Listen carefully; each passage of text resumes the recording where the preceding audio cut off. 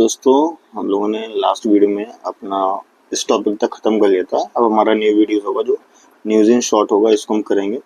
चलो देखते हैं इसमें टॉपिक क्या रहेंगे। बेसिकली क्या जो हमारा पहले का था, जितना टॉपिक था, ऑलमोस्ट 3 आर्टिकल थे पॉलिटी एंड गवर्नेंस के। पॉलिटी एंड गवर्नेंस में 3 आर्टिकल्स थे जिसको हम ऑलरेडी फर्स्ट वीडियो पार्ट्स में कंप्लीट कर लिया है। अभी इस पार्ट्स में हम क्या इसका जो सेकंड पार्ट है उसमें हम लोग न्यूज़ इन शॉर्ट्स को कवर अप करेंगे। इसमें सबसे फर्स्ट टॉपिक आता हमारा आर्टिकल्स 13B के related of the constitution and private properties. 13B के हाइट से रिलेटेड है। चलो देखते हैं।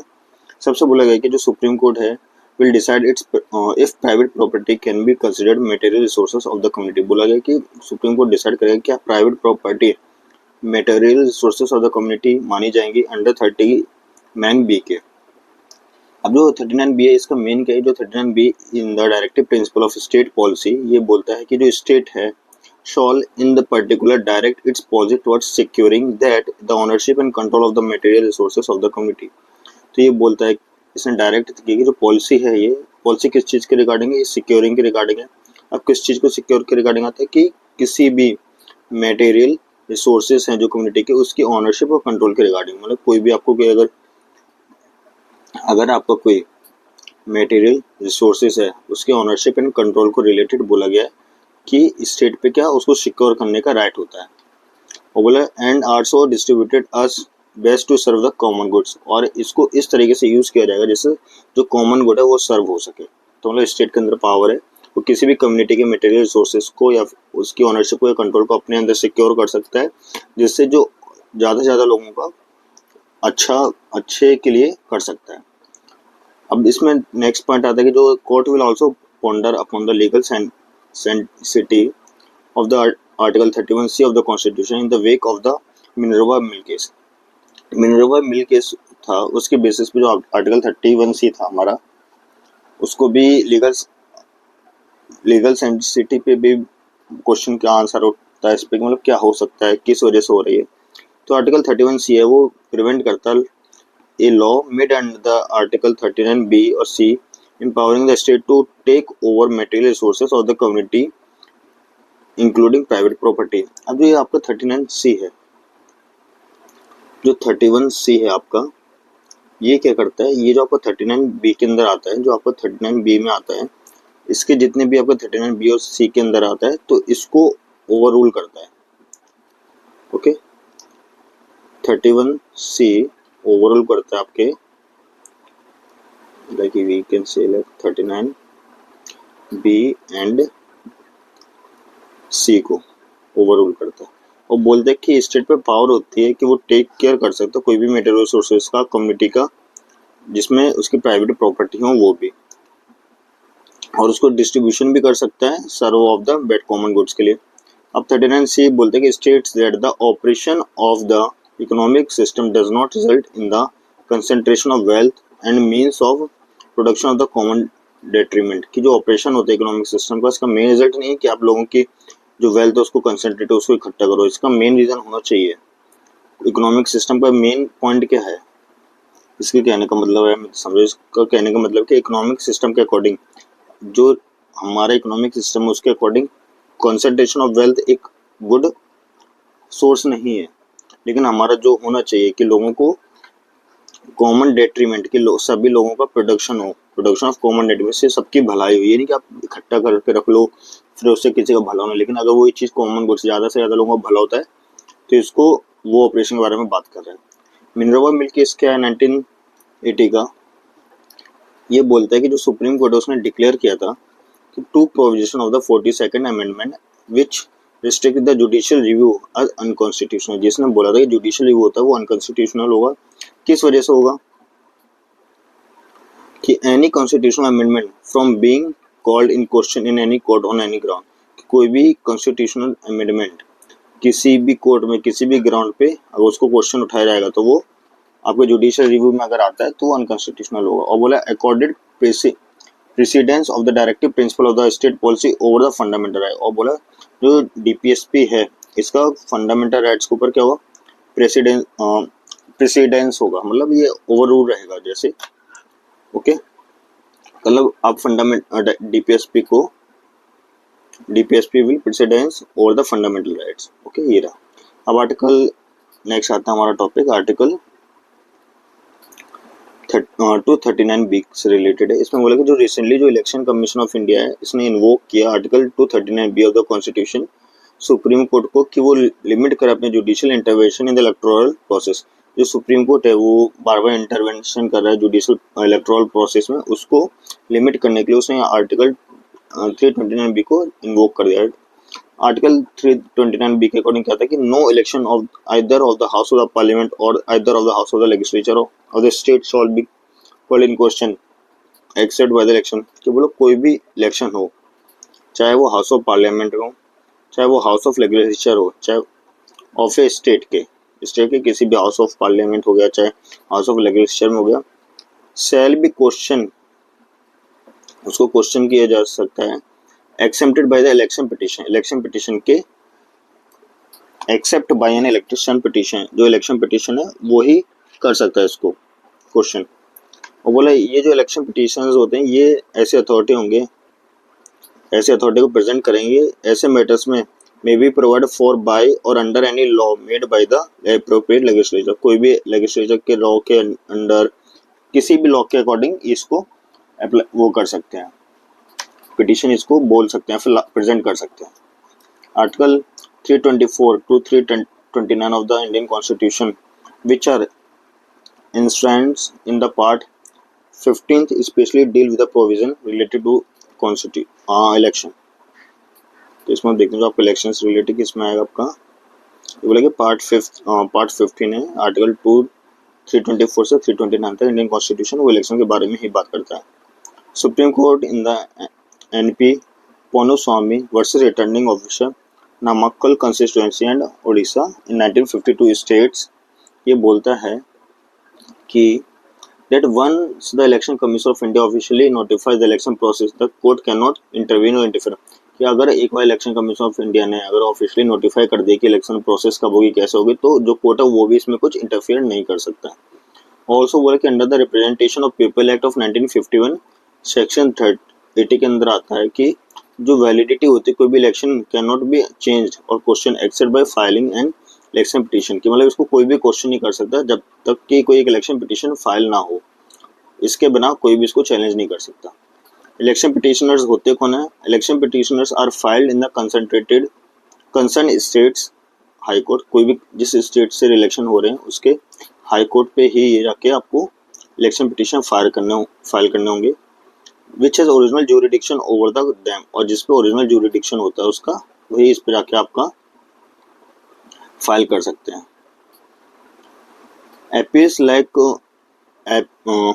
Appeals lie with the supreme court of India, जो अपील्स होंगे वो सुप्रीम कोर्ट ऑफ इंडिया के पास ही रहेंगे। An election petition can be filed by any candidate, और कोई भी candidate anyone can file an election petition. These are some good points. और बोला है कि एनी कैंडिडेट और एन इलेक्टर, कोई भी कैंडिडेट इलेक्टर हो सकता है related to the election personally, जो पर्सनली किसी इलेक्शन से रिलेटेड है वो भी इसमें फाइल कर सकता है। Elector means a person who was entitled to vote for the election to which the election petition related. तो बोला गया कि इलेक्टर मीन्स कोई भी जिसको बोला गया है कि वो वोट करेगा इलेक्शन के लिए, इलेक्शन पिटिशन से रिलेटेड हो और रिलेट करता हो। अब फॉर्म 17C क्या हमारा नेक्स्ट टॉपिक आता है कि जो election commission told supreme court rules do not permit sharing form 17C data with any entity apart from the polling official। कि जो पोलिंग ऑफिशियल है वही फॉर्म 17C के डाटा है उसको शेयर कर सकते हैं, अपार्ट फ्रॉम दिस कोई भी इसको शेयर नहीं कर सकता। अब फॉर्म 17C क्या होता है? ये एसोसिएट होता है directions under conduct of elections. जो कंडक्ट ऑफ इलेक्शन होते हैं उसके डायरेक्शंस होते हैं इसके अंदर में। इसका जो पहला पार्ट होता है information related to the number of eligible voter assign to the booth.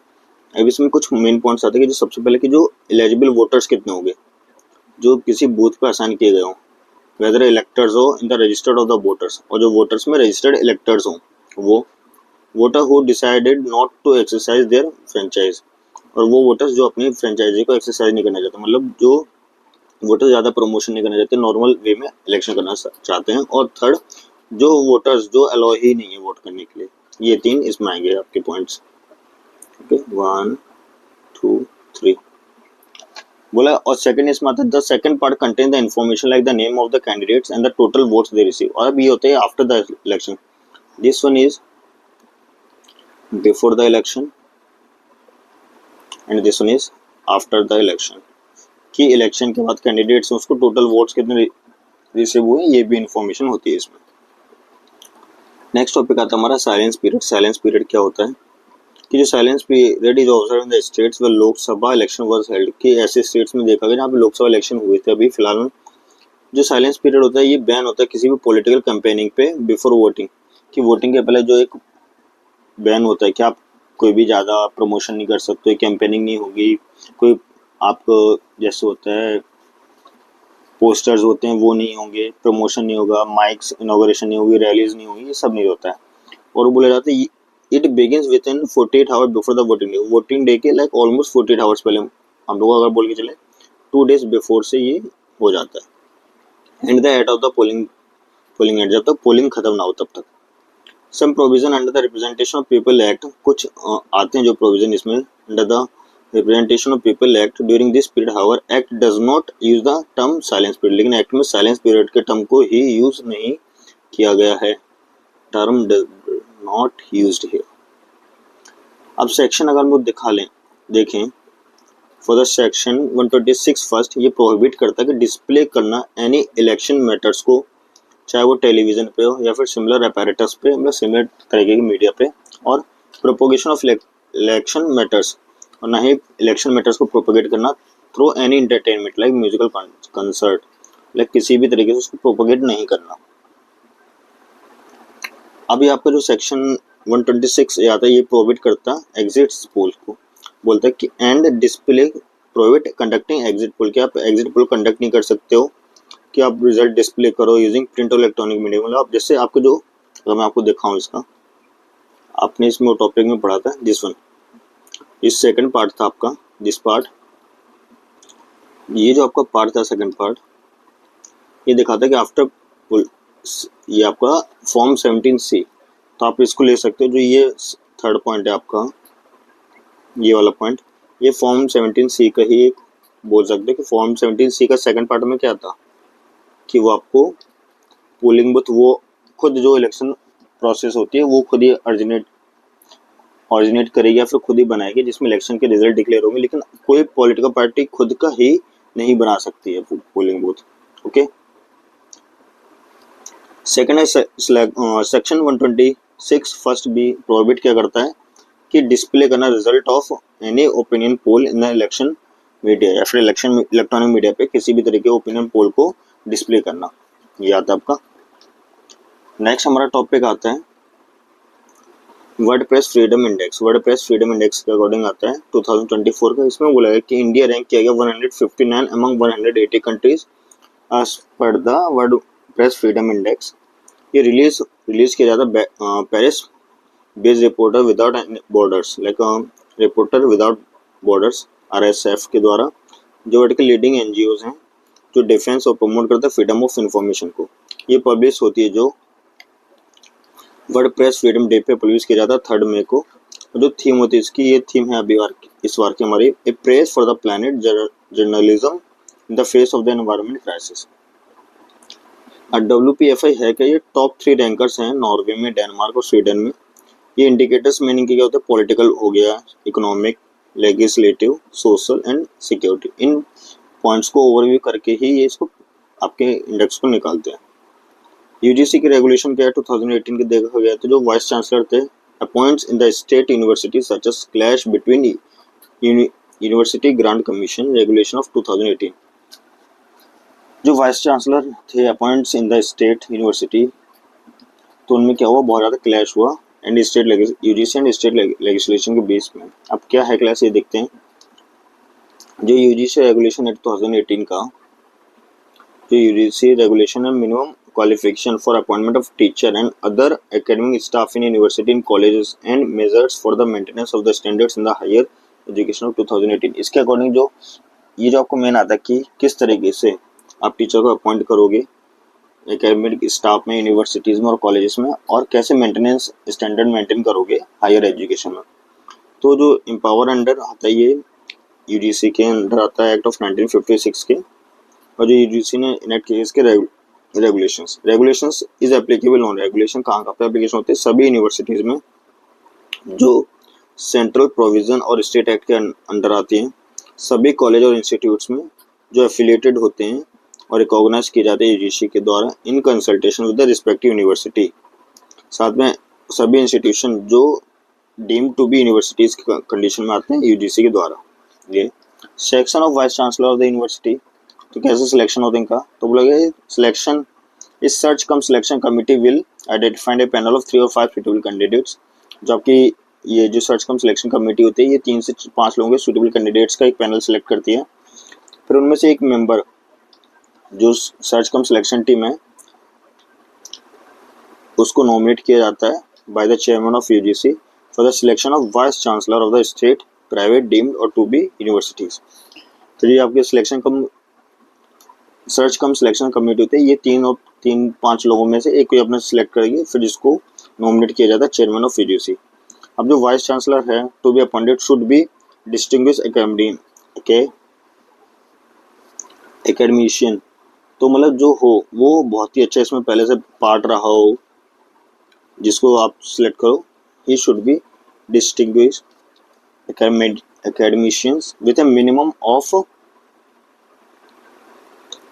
10 year of experience, 10 year का एक्सपीरियंस हो चाहिए professional in the university system, as a profession होना चाहिए, 10 साल कम से कम उसको प्रोफेशन होना चाहिए किसी यूनिवर्सिटी सिस्टम में, या फिर 10 ईयर एक्सपीरियंस होना चाहिए इक्विवेलेंट पोजीशन जैसे रेप्यूटेड रिसर्च में या फिर एकेडमिक एडमिनिस्ट्रेटिव ऑर्गेनाइजेशन में उसका 10 साल का ही इक्विवेलेंट पोजीशन होनी चाहिए उसकी। सुप्रीम कोर्ट का हम लोग देखें इस पर कुछ स्टेटस, तो Gambhirdhan K Gadhvi versus state of Gujarat and others judgment started that, इसने ये बोला कि जो being subordinate legislature UGC regulation becomes the part of UGC act, कि चाहे ये सबऑर्डिनेट लेजिस्लेशन है लेकिन जो यूजीसी रेगुलेशन है वो यूजीसी एक्ट के अकॉर्डिंग ही उसका पार्ट आता है। As education falls under the concurrent list, जबकि जो एजुकेशन है वो कंकरेंट लिस्ट में आती है।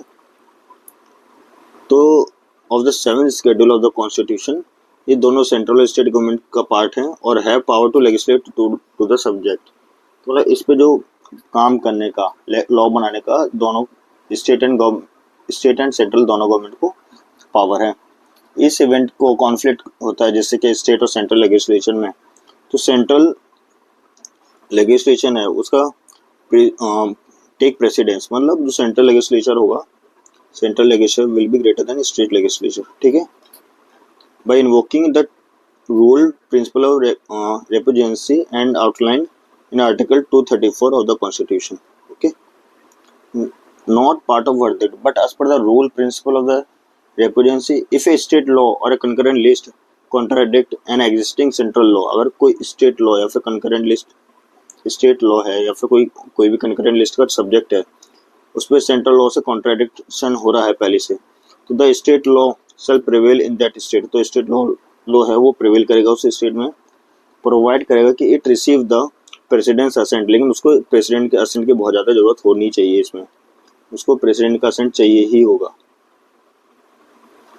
After being reserve for his consideration, उसके कंसिडरेशन के बाद भी उसे प्रेसिडेंट का असेंट चाहिए होगा। देयरफॉर बोला गया कि कोई भी any appointment as vice chancellor contradictory to the provision of the UGC regulation, कोई भी अपॉइंटमेंट होता है वाइस चांसलर का as per the UGC regulation को कॉन्ट्राडी कर रही है, can be said to be violation of the statutory provision, ये बोला जाता है ये स्टैट्यूटरी प्रोविजन का वायलेशन भी माना जा सकता है इसको।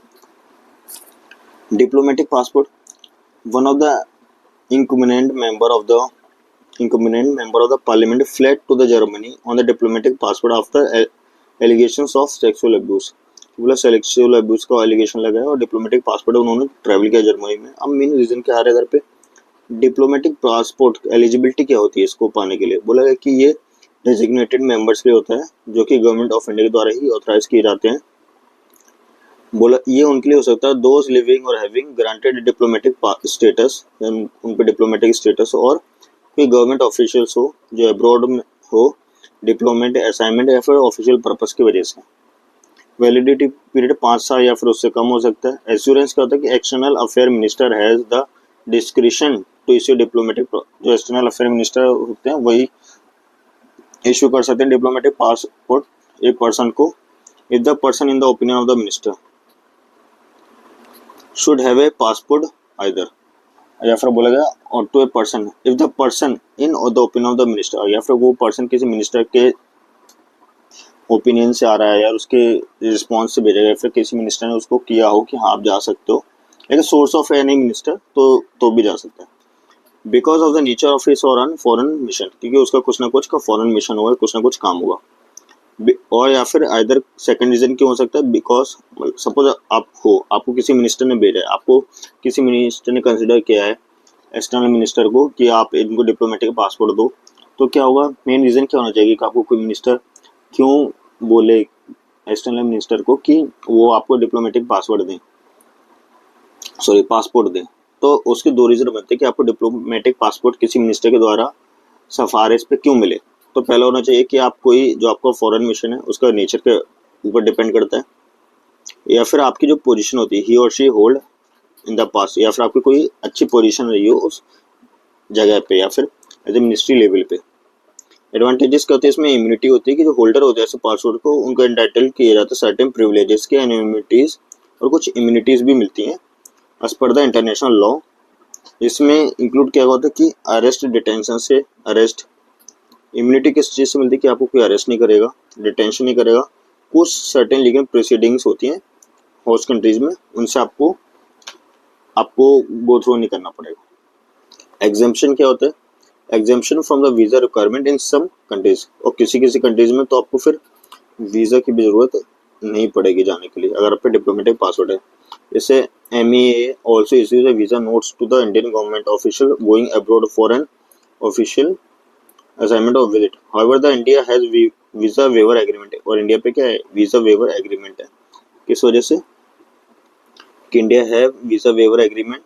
इससे क्या होता है जो holders of the diplomatic passport with Germany along with the 3 other countries, तो मतलब जर्मनी के साथ साथ 33 अदर कंट्रीज के साथ हमारे पास वीज़ा वेवर एग्रीमेंट है कि हमें जाने के लिए वीज़े की जरूरत नहीं है। This agreement allows Indian diplomatics passport holder to visit this countries without a visa for up to 90 days, मतलब आप अप टू 90 डेज के लिए किसी भी कंट्रीज में जाके जा सकते हो without any visa on basis of diplomatic passport. About Indian passport में बोला गया तो इंडियन पासपोर्ट में कुछ डिफरेंसेस होते हैं, जो passport and visas are mentioned under the union list और the 7th schedule of the constitution. जो एज्योरेंस होता है पासपोर्ट का इंडिया में is govern by the passport act of 1969 according to which जो ऑल पर्सन हु डिपार्टेड और intend to depart from India are required to have a valid passport और travel document, जो travel करना चाहते हैं उन पर वैलिड पासपोर्ट हो और या फिर ट्रैवल डॉक्यूमेंट होना चाहिए। हाउएवर जो सेंट्रल गवर्नमेंट है वो एक्सेप्ट कर सकती है कुछ लोगों को from the need of the procession of an passport, कि आप पासपोर्ट नहीं रख सकते, उससे भी वो कुछ सेंट्रल गवर्नमेंट कुछ लोगों को मना कर सकती है कि वो पासपोर्ट के लिए मतलब उनको डिनाई कर सकती है। एडिशनली जो सेंट्रल गवर्नमेंट इशू कर सकती है एक पासपोर्ट एक पर्सन को who is not a citizen of India, India का सिटीजन नहीं उसको भी इशू कर सकते हैं if the government believe that it is necessary so to do in the public interest, अगर पब्लिक इंटरेस्ट के लिए जरूरी है तो वो इशू कर सकती है। There are 3 classes of passport, 3 तरह के पासपोर्ट कंडीशन होते हैं। सबसे पहले होता है ऑर्डिनरी जो ब्लू पासपोर्ट कलर होता है, डिप्लोमेटिक व्हाइट कलर का होगा एंड ऑफिशियल जो मैरून कलर का होता है। 3 तरह के आपके पासपोर्ट होते हैं, blue white and maroon colour. Okay so okay तो ये टॉपिक है इधर तक खत्म होता है हमारा। आफ्टर दिस टॉपिक आपका जो रहेगा that will be international relation, ठीक है। तो मैं इस वीडियो को इधर पे अभी ख़त्म करता हूँ एंड अभी इसके बाद हम लोग सेकेंड वीडियो करेंगे जो होगा हमारा next video, that will be the part 1 of the international relation. Okay अभी इसमें आपको कुछ भी डाउट या फिर कुछ भी लगता है सजेशन आप देना चाहते हो तो प्लीज़ ऑल आर वेलकम, क्योंकि आपका फीडबैक बहुत ज़्यादा वैल्यूबल है। एंड अगर मैं बोलना चाहूँ तो like this is my second video, तो अपना वैल्यूबल फीडबैक दो कैसे मैं इसको इम्प्रूव कर सकता हूँ, क्या क्या की पॉइंट्स हो सकते हैं। अगर आपको मेरा प्रोनाउंसिएशन से रिलेटेड फिर एक्सप्लेनेशन से रिलेटेड कोई भी प्रॉब्लम लग रहा है या फिर जिसको मैं और वर्क कर सकता हूँ, आप मुझे उस पर भी प्लीज़ फीडबैक दो कमेंट सेक्शन में कि मैं कैसे इस पर वर्क करूँ। और मेरा कोशिश रहेगा पूरा जैसे मैं पहले वीडियो में भी बताया कि आपको सब ज़्यादा से ज़्यादा मैं current affairs and daily the Hindu का आपको कराऊँ करंट वीडियोस, साथ साथ में जो आपकी मंथली मैगजीन्स हो जाती हैं वो जब एग्ज़ाम्स आएंगे तो उसमें पेटी एंड मेंस 365 भी कराने की कोशिश करूँगा। बाकी अभी ये 110% डन है, current affairs, the Hindu and monthly magazine, ये हम करते हुए चलेंगे डेली बेसिस पे। Okay, thank you, have a good day.